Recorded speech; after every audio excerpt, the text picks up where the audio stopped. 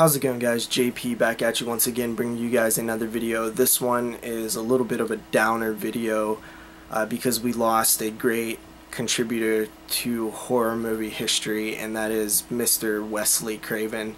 Mr. Wesley Earl Craven has just passed away due to brain cancer at the age of 76, which I was unaware he was battling brain cancer, and I think most of the internet was unaware as well.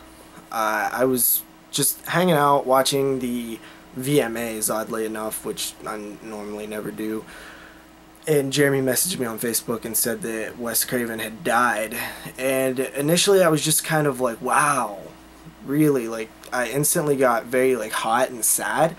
Wes Craven has been probably my favorite director in horror. Him and John Carpenter flip back and forth. Now, John Carpenter, I've always said, is the better director, but Wes Craven's films have connected with me more so than John Carpenter's films, so that's why he was always my favorite. From the first time I ever seen A Nightmare on Elm Street, Part 3 actually, which he wrote, I was hooked, you know. I mean, I had seen Friday the 13th and stuff that got me into it, but, you know, Freddy and the character, the Elm Street films, definitely was a mainstay when I was growing up in my VCR. It's something that actually projected the way my life would then go, who I am as a person. Stems from watching these films as a little kid.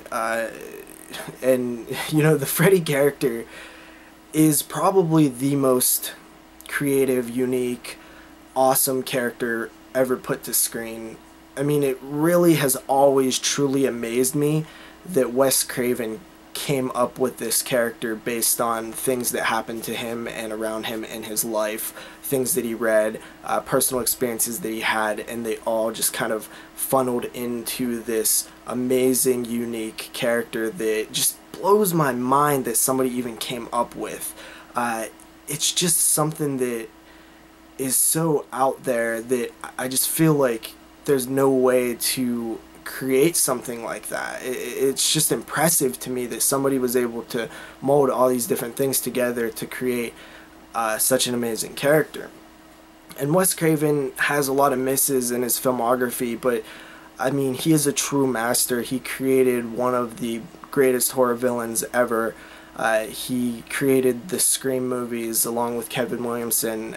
I mean, every couple years he would put out something that was really good.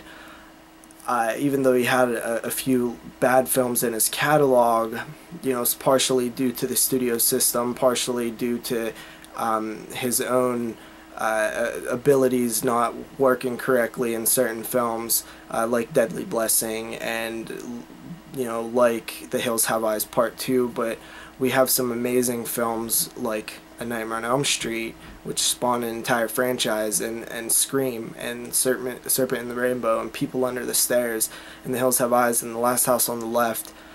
He has some amazing films in his filmography, and he's just somebody that I've always just really respected what he's done for the horror genre. And, you know, to this day he was still producing films and stuff like that. And, you know, his last film was Scream 4, which is, in my opinion, a great movie. I am a little sad that he was not able to do much more work after Scream 4. He even wrote a couple films like the Pulse film and The Hills Have Eyes Part 2 from the remake. He wrote that.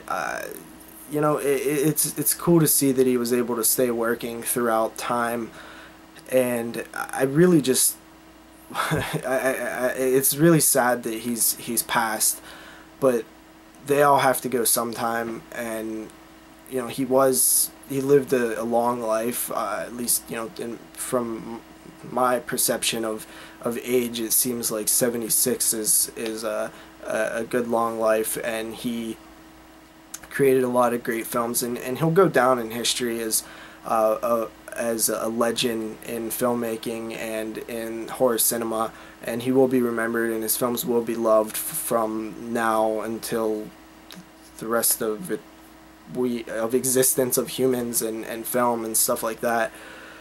It's really messed up, but I just wanted to definitely give my little thoughts on Wes Craven as a filmmaker.